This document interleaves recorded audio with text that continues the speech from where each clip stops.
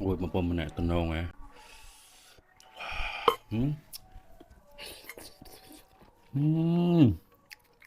Sạch con làm ai mong á.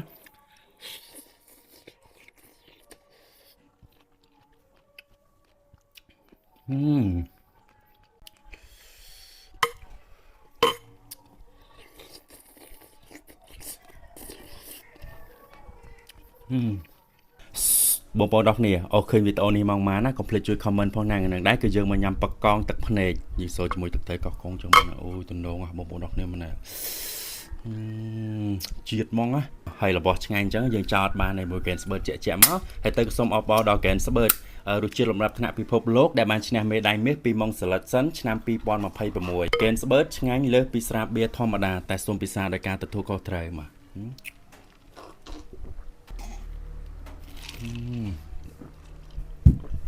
និយាយទៅបានរបស់ឆ្ងាញ់ចាអត់មានអាចចាក់អត់ការទេបងប្អូនមិនបកងយើងឯណាតំណណែមក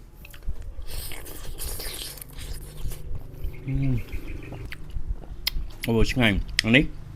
យើងញ៉ាំបានទាំងអស់ហ្មងបងប្អូនណាយើងធ្វើស្អាតហើយអូយ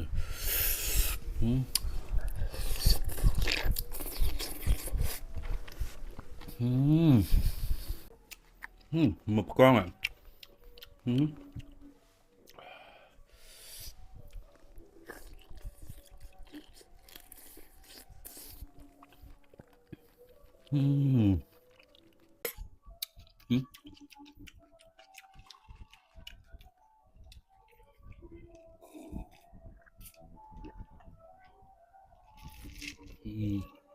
អូឆ្ងាញ់បងប្អូនហ្នឹងនេះ